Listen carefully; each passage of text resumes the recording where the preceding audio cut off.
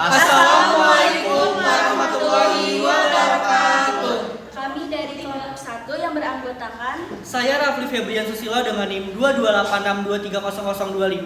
saya Syafina Yunia Rahma dengan NIM 2286230010. Saya Santi Aprilianti dengan NIM 2286230012. Saya Muhammad Fadlan Iskiana dengan NIM 2286230021. Di sini kami akan mempresentasikan hasil proposal penelitian kami yang berjudul Analisis transparansi dan akuntabilitas pelayanan publik dalam program jaminan kesehatan nasional di BPJS Kesehatan Kota Serang. Oke, baik.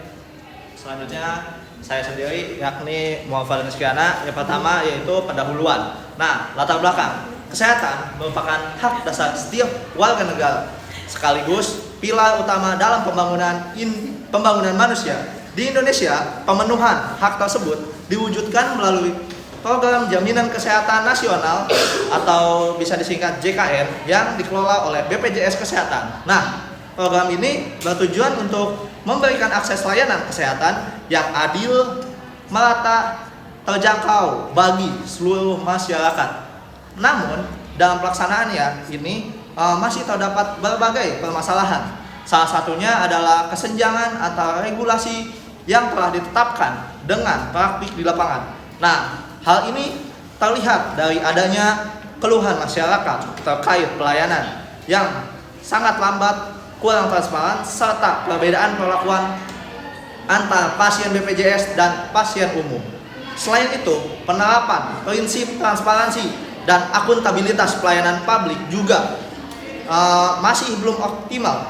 Kurangnya penjelasan informasi serta lemahnya pengawasan dapat berdampak pada menurunnya kepercayaan masyarakat terhadap pelayanan yang diberikan. Di sisi lain, perkembangan teknologi melalui e-government sebenarnya membuka peluang untuk meningkatkan kualitas pelayanan publik, khususnya melalui digitalisasi layanan BPJS. Namun demikian, implementasinya masih menghadapi kendala seperti rendahnya literasi digital di kalangan masyarakat. Berdasarkan kondisi tersebut, diperlakukan analisis mendalam mengenai transparansi dan akuntabilitas pelayanan publik dalam program JKN, khususnya BPJS Kesehatan Kota Serang. Konsep pelayanan publik. Pelayanan publik merupakan salah satu fungsi utama pemerintah dalam memenuhi kebutuhan masyarakat. Pelayanan ini mencakup penyelidikan barang, jasa maupun layanan transportatif yang dilaksanakan oleh instansi pemerintah sesuai dengan peraturan perundang-undangan yang berlaku. Tujuan utama pelayanan publik adalah memberikan kemudahan, kecepatan, dan kepastian dengan masyarakat sehingga tercipta kepuasan dan kesejahteraan bersama. Dalam pelaksanaannya, pelayanan publik harus berdasarkan prinsip-prinsip dasar seperti transparansi, akuntabilitas, keadilan, serta tidak diskriminatif. Dengan penerapan prinsip-prinsip tersebut, diharapkan pelayanan yang diberikan dapat memenuhi harapan masyarakat secara optimal. Selanjutnya, definisi pelayanan publik. Secara etimologis, pelayanan publik merupakan gabungan dari dua kata, yaitu pelayanan yang berarti membantu atau melayani, dan publik yang merujuk pada masyarakat umum. Secara konseptual, pelayanan publik diartikan sebagai kegiatan yang dilakukan oleh pemerintah atau lembaga terkait dalam rangka memenuhi kebutuhan masyarakat baik dalam bentuk barang, jasa maupun pelayanan sesuai dengan ketentuan yang berlaku. Dengan demikian, dapat disimpulkan oleh kelompok kami, pelayanan publik adalah seluruh aktivitas yang dilakukan oleh pemerintah untuk memberikan layanan kepada masyarakat guna memenuhi kebutuhan dan kepentingan secara adil, merata, terorientasi pada kepuasan masyarakat. Baik, selanjutnya akan dijelaskan oleh rekan kami. Baik, sekarang masuk ke bab 2 kajian teori. Di sini ada prinsip dari pelayanan publik. Pelayanan publik merupakan hak setiap warga negara yang pelaksanaannya harus berdasarkan sejumlah prinsip dasar seperti kesederhanaan, keamanan, kepastian waktu, kejelasan, tanggung jawab, akurasi, kemudahan akses, kelengkapan sarana dan prasarana, kesopanan, keramahan, kenyamanan, serta kedisiplinan. Prinsip-prinsip ini menjadi pedoman agar pelayanan yang diberikan benar-benar memenuhi kebutuhan masyarakat. Beberapa prinsip utama dalam pelayanan publik antara lain ada kesatu, prinsip kepastian hukum, yaitu adanya peraturan perundang-undangan yang menjamin terselenggara pelayanan publik secara adil dan sesuai kebutuhan masyarakat. Prinsip yang kedua yaitu ada prinsip keterbukaan. Berarti masyarakat sebagai penerima layanan dapat dengan mudah memperoleh informasi terkait pelayanan yang dibutuhkan. Prinsip yang ketiga ada prinsip partisipasi, yaitu mendorong keterlibatan masyarakat dalam penyelenggaraan pelayanan dengan memperhatikan aspirasi, kebutuhan, dan harapan mereka. Prinsip yang keempat ada prinsip akuntabilitas, yang menegaskan bahwa seluruh proses pelayanan harus dapat dipertanggungjawabkan sesuai ketentuan yang berlaku. Kelima, prinsip kepentingan umum. Ini juga penting, di mana pelayanan tidak boleh mengutamakan kepentingan pribadi atau kelompok tertentu. Selanjutnya, prinsip profesionalisme, mengharuskan aparatur memiliki kompetensi sesuai bidang tugasnya. Prinsip yang ketujuh, prinsip kesamaan hak menegaskan. Kesamaan hak menegaskan bahwa pelayanan tidak boleh bersifat diskriminatif tanpa membedakan suku, ras, agama, golongan gender, maupun status sosial. Prinsip ke-8, prinsip keseimbangan antara hak dan kewajiban. Ini mengandung arti bahwa pemenuhan hak harus sejalan dengan pelaksanaan kewajiban, baik oleh penyelenggaraan maupun penerima layanan. Oke, di sisi lain penyelenggaraan pelayanan publik itu juga harus dapat dipertanggungjawabkan baik kepada masyarakat maupun kepada pimpinan instansi sesuai dengan peraturan yang berlaku berdasarkan keputusan Menteri Pendayagunaan Aparatur Negara Nomor 63 Tahun 2000 tentang pedoman umum penyelenggaraan pelayanan publik. Terdapat sejumlah prinsip operasional yang harus memperhatikan prinsip tersebut, meliputi kesederhanaan prosedur agar tidak berbelit-belit dan mudah dipahami. Kejelasan ini mengenai persyaratan teknis maupun administratif, serta adanya unit kerja atau pejabat yang berwenang dan bertanggung jawab dalam memberikan pelayanan serta menangani keluhan atau sengketa. Selain itu harus ada transparansi dalam rincian biaya dan tata cara pembayaran serta kepastian waktu penyelesaian layanan sesuai dengan standar yang lebih ditetapkan. Prinsip akurasi menekankan bahwa hasil pelayanan harus tepat, benar, dan sah. Pelayanan juga harus bersifat non-diskriminatif, memberikan tanggung jawab yang jelas kepada penyelenggara serta menjamin kemudahan akses melalui lokasi yang terjangkau dan dukungan teknologi informasi. Aparatur pelayanan juga dituntut untuk menjunjung tinggi kedisiplinan, kesopanan, dan keramahan dalam melayani masyarakat dengan sikap tulus. Di samping itu, aspek keamanan dan kenyamanan harus memperhatikan agar masyarakat merasa terlindungi dan memperoleh kepastian hukum dalam setiap proses pelayanan. Nah, dengan adanya prinsip-prinsip tersebut, instansi pemerintah memiliki pedoman yang jelas dalam menyelenggarakan pelayanan publik. Prinsip-prinsip ini juga berfungsi sebagai indikator utama menilai kualitas pelayanan yang diberikan. Diharapkan penerapan prinsip tersebut mampu menghasilkan pelayanan yang sesuai dengan kebutuhan masyarakat, memberikan kepuasan, serta tidak mempersulit penggunaan layanan. Hal ini, kualitas pelayanan tidak hanya dilihat dari hasil akhirnya saja, tetapi juga dari proses dan sistem yang mendukungnya. Selanjutnya ada kualitas pelayanan. Kualitas pelayanan pada dasarnya merupakan upaya untuk memenuhi kebutuhan serta harapan masyarakat secara tepat dan sesuai. Hal ini mencakup bagaimana layanan diberikan dengan cara yang mampu menyeimbangkan antara harapan masyarakat dengan kinerja penyelenggaraan layanan. Nah, dalam konteks pemerintahan, kualitas pelayanan menjadi tuntutan utama karena pemerintah memiliki kewajiban untuk memberikan pelayanan publik yang optimal. Menurut ahli Sampara Lukman, tahun 1999, kualitas pelayanan adalah layanan yang diberikan kepada masyarakat berdasarkan standar yang telah ditetapkan sebagai pedoman. Standar tersebut berfungsi sebagai ukuran dalam menentukan baik atau tidaknya suatu pelayanan. Dengan demikian, kualitas pelayanan dapat dipahami sebagai kesesuaian antara layanan yang diberikan dengan standar yang telah dilakukan. Kualitas pelayanan juga dapat dilihat dari dua sudut pandang, yaitu dari pihak penerima layanan masyarakat dan memberi layanan atau aparatur pemerintah. Hal ini juga aparatur pemerintah dituntut untuk berorientasi pada kepentingan masyarakat agar mampu menghasilkan pelayanan yang berkualitas.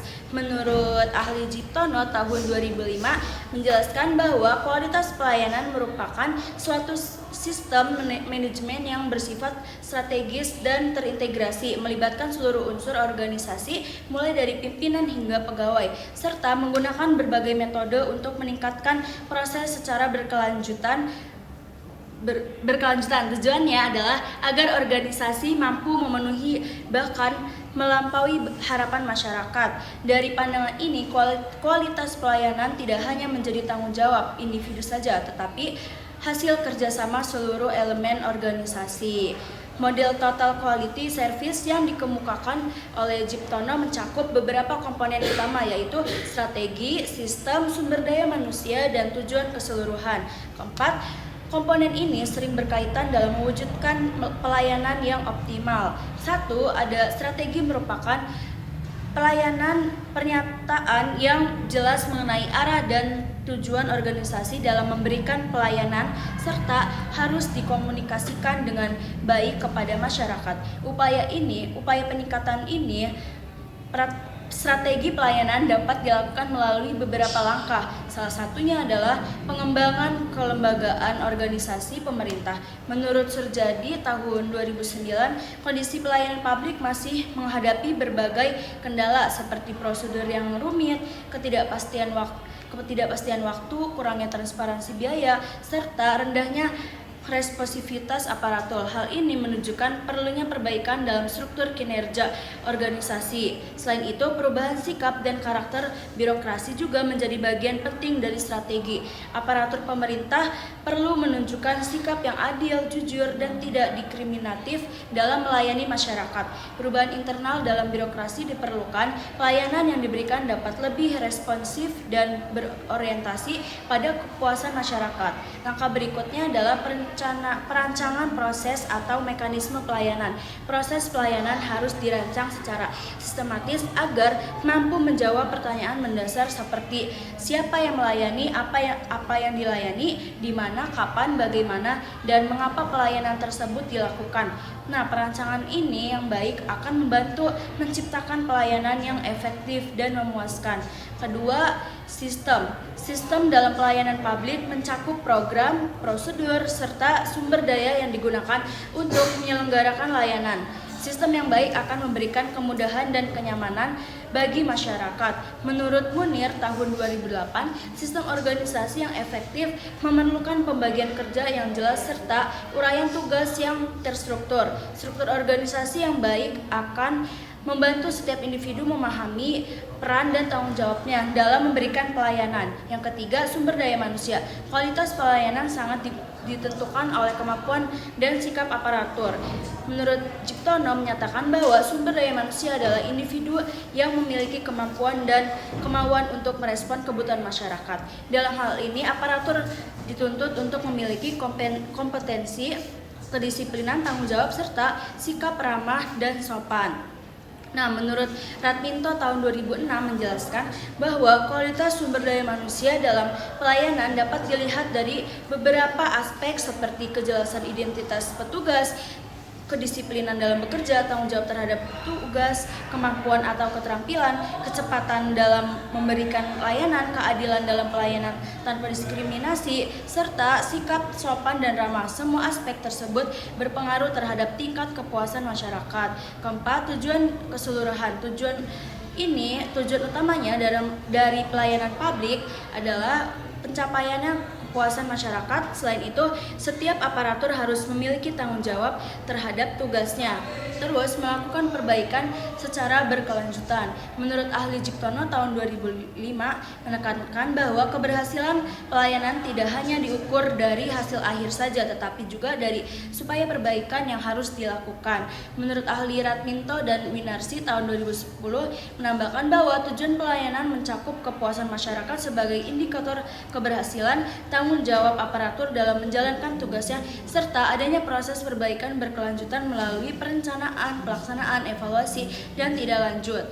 Jadi, secara keseluruhan, kualitas pelayanan dipengaruhi oleh 4 faktor utama, yaitu strategi, sistem, sumber daya manusia, dan tujuan organisasi. Keempat faktor ini harus berjalan secara terpadu agar pelayanan publik yang diberikan dapat memenuhi harapan masyarakat. Dengan penerapan prinsip-prinsip tersebut, diharapkan pelayanan yang diberikan oleh aparatur pemerintah mampu memberikan kepuasan serta meningkatkan kepercayaan masyarakat terhadap penyelenggaraan publik. Mungkin itu saja dari saya, selanjutnya akan dilanjutkan oleh rekan saya. Terima kasih. Selanjutnya yaitu membahas tentang prinsip transparansi. Dalam penyelenggaraan pelayanan publik, penerapan transparansi harus didasarkan pada sejumlah prinsip yang menjadi pedoman utamanya. Prinsip yang paling mendasar adalah keterbukaan informasi, di mana sama sekali tidak boleh ada informasi penting yang disembunyikan dari publik. Selain itu, transparansi juga menuntut adanya kemudahan akses agar masyarakat dapat memperoleh informasi tersebut tanpa hambatan yang berarti. Tidak cukup sampai di situ, informasi yang diberikan juga harus mengedepankan prinsip kejelasan agar mudah dipahami. Selanjutnya yaitu prinsip kejujuran yang sesuai dengan kondisi sebenarnya serta ketepatan waktu. Karena informasi yang terlambat disampaikan tentu akan berkurang nilai manfaatnya. Berlanjut ke indikator dan manfaat transparansi. Untuk mengetahui apakah suatu instansi sudah transparan atau belum, kita memerlukan indikator yang dapat diamati dan diukur.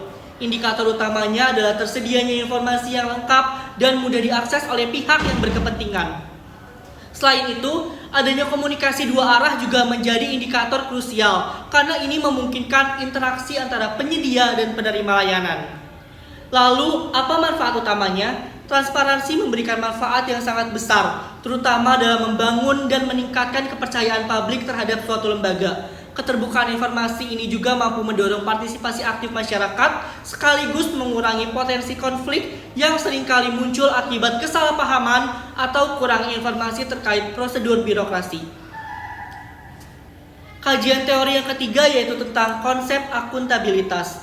Kita beralih pada konsep akuntabilitas. Secara etimologis, kata akuntabilitas berasal dari kata accountability. Konsep ini merupakan kewajiban mutlak bagi pihak pemegang amanah. Dalam hal ini, pemerintah atau birokrasi untuk menyajikan, melaporkan, dan mempertanggungjawabkan segala bentuk aktivitas kepada masyarakat luas. Dalam evaluasi kinerja, akuntabilitas ini terbagi menjadi 4 jenis yang harus berjalan beriringan, yaitu akuntabilitas kejujuran dan hukum, akuntabilitas proses, akuntabilitas program, serta akuntabilitas kebijakan untuk mengukur ketercapaiannya. Digunakan 3 kategori indikator utama. Pertama adalah indikator service efforts yang berkaitan dengan upaya atau input dari aparatur. Kedua adalah indikator service accomplishment yang berfokus pada hasil akhir pencapaian. Dan yang ketiga adalah indikator komprehensif yang menghubungkan korelasi antara upaya yang dikeluarkan dengan hasil yang dicapai untuk melihat sejauh mana efisiensi tersebut. Dan kajian teori yang terakhir yaitu tentang Jaminan Kesehatan Nasional atau JKN. Kita akan melihat bagaimana konsep transparansi dan akuntabilitas tadi bermuara pada program Jaminan Kesehatan Nasional atau yang biasa kita sebut JKN. Kesehatan adalah hak asasi fundamental yang dijamin secara konstitusional. Oleh karena itu JKN hadir sebagai integral dari sistem jaminan sosial nasional untuk memastikan perlindungan kesehatan secara utuh bagi masyarakat. Tujuan utamanya bukan sekedar pengobatan, melainkan merealisasikan tatanan Universal Health Coverage atau UHC secara nasional agar tidak ada satupun masyarakat yang kesulitan mengakses layanan medis hanya karena masalah finansial. Dari sudut pandang operasional, sistem pelayanan JKN bertumpu teguh pada mekanisme rujukan berjenjang pasien wajib memulai penanganan dari fasilitas kesehatan tingkat pertama atau FKTP sebagai gatekeeper atau palang pintu utama. Baru setelahnya jika mendesak dirujuk ke fasilitas rujukan tingkat lanjut. Menariknya, sejalan dengan reformasi birokrasi, sistem ini sekarang sangat didukung oleh transformasi digital e-government seperti aplikasi mobile JKN dan layanan Pandawa yang terbukti ampuh memangkas kerumitan birokrasi yang kaku. Selanjutnya akan dilanjutkan oleh rekan saya. Selanjutnya masuk ke BPJS Kesehatan. Yang pertama ada fungsi BPJS Kesehatan. Pada tataran teknis dan administrasi BPJS Kesehatan berfungsi mengelola pendaftaran peserta dan menghimpun iuran secara nasional, baik dari peserta mandiri, potongan upah pekerja formal, maupun bantuan pemerintah bagi masyarakat prasejahtera. Nah, pengelolaan ini bertujuan untuk menciptakan sistem subsidi silang di mana peserta sehat ini membantu peserta yang sakit. Lalu yang kedua ada tugas BPJS. Nah, tugas dari BPJS Kesehatan ini secara umum adalah menagih dan mengelola iuran peserta, menginvestasikan dana jaminan sosial secara aman, serta mengawasi kepatuhan peserta dan pemberi kerja terhadap kewajiban pembayaran. Selain itu, BPJS juga menjalin dan mengevaluasi kerjasama dengan fasilitas kesehatan, menetapkan standar pembiayaan layanan, memberikan sanksi atas pelanggaran, serta melakukan pelaporan dan evaluasi kinerja untuk menjaga keberlanjutan sistem jaminan kesehatan. Yang selanjutnya, pembahasan mengenai pelayanan BPJS kepada peserta. Nah, pelayanan BPJS Kesehatan kepada peserta ini mencakup pelayanan medis komprehensif mulai dari promotif, preventif, kuratif hingga rehabilitatif, termasuk penyediaan obat dan bahan medis yang ditanggung penuh di fasilitas mitra. Pelayanan ini dilakukan melalui sistem rujukan berjenjang dari FKTP ke fasilitas lanjutan kecuali kondisi darurat. Nah, BPJS juga menjamin pelayanan tanpa diskriminasi serta terus meningkatkan kualitas layanan melalui digitalisasi seperti mobile JKN, antrian online, dan rekam medis elektronik guna menciptakan layanan yang lebih cepat, transparan, dan efisien. Selanjutnya masuk ke bab 3, metodologi penelitian. Adapun metode penelitian, di mana metode penelitian ini merupakan cara ilmiah untuk memperoleh data yang valid guna mencapai tujuan penelitian yang menemukan atau mengembangkan sesuatu pengetahuan. Menurut Creswell pada tahun 2018, metode penelitian itu merupakan prosedur terstruktur yang digunakan peneliti untuk mengumpulkan, menganalisis, dan menafsirkan data dalam rangka pemahaman suatu fenomena. Adapun pendekatan penelitian kami yang digunakan ini yaitu penelitian dengan pendekatan kualitatif, di mana menurut Sugiono pada tahun 2019 penelitian kualitatif ini digunakan untuk meneliti pada kondisi objek yang alamiah, di mana peneliti berperan sebagai instrumen kunci. Nah, dalam penelitian ini pengumpulan data dilakukan secara triangulasi melalui berbagai teknik, sumber, dan waktu dengan tujuan memperoleh data yang lebih akurat dan mendalam. Selanjutnya subjek dan objek penelitian. Nah, subjeknya menurut Creswell, subjek penelitian dalam penelitian kualitatif itu adalah individu, kelompok, atau partisipan yang menjadi sumber data utama untuk memahami makna fenomena, pengalaman, atau masalah sosial yang sedang diteliti. Adapun subjek penelitian yang akan dilakukan oleh kelompok kami ini ialah pihak-pihak yang terlibat langsung dalam pelaksanaan maupun penerimaan layanan program jaminan kesehatan nasional. Nah, subjek tersebut dapat meliputi pegawai atau petugas pelayanan di BPJS Kesehatan Kota Serang. Selanjutnya objek. Nah, menurut Sugiono, objek penelitian adalah segala sesuatu yang menjadi fokus kajian penelitian untuk dipelajari sehingga diperoleh informasi yang jelas dan sistematis yang kemudian dapat dianalisis dan ditarik kesimpulannya. Adapun objek dalam penelitian kami ini mencakup berbagai aspek seperti keterbukaan informasi pelayanan, kejelasan prosedur pelayanan, mekanisme pertanggungjawaban, lembaga terhadap masyarakat, serta faktor-faktor yang mendukung maupun penghambatan terciptanya pelayanan publik yang transparan dan akuntabel. Adapun teknik pengumpulan data pada penelitian kami ini mencakup berbagai aspek. Yang pertama, wawancara. Nah, wawancara ini merupakan teknik pengumpulan data yang dilakukan melalui interaksi langsung antara peneliti dengan informan dalam bentuk tanya jawab. Nah, dalam peneliti ini wawancara itu digunakan untuk menggali informasi dari berbagai pihak yang terlibat dalam pelaksanaan program JKN seperti peserta JKN, petugas layanan di BPJS Kesehatan, serta pihak lain yang relevan. Lalu yang kedua, observasi. Nah, observasi ini merupakan teknik pengumpulan data yang dilakukan dengan cara mengamati secara langsung objek penelitian di lapangan. Nah, kami peneliti mengambil berbagai aspek seperti prosedur pelayanan, keterbukaan informasi, interaksi antara petugas dan masyarakat, serta mekanisme penyampaian keluhan. Nah, melalui observasi ini, kami peneliti dapat memperoleh data yang bersifat nyata dan objektif karena didasarkan pada kondisi yang terjadi di lapangan. Nah, bukan hanya sekedar pernyataan dari informan saja. Lalu yang ketiga, teknik dokumentasi. Nah, dokumentasi ini merupakan teknik pengumpulan data yang dilakukan dengan cara mengumpulkan dan menganalisis berbagai dokumen yang berkaitan dengan penelitian. Dokumennya dapat berupa seperti arsip, laporan resmi, peraturan, foto atau dokumentasi maupun catatan lainnya yang relevan dengan pelaksanaan program JKN di BPJS Kesehatan Kota Serang.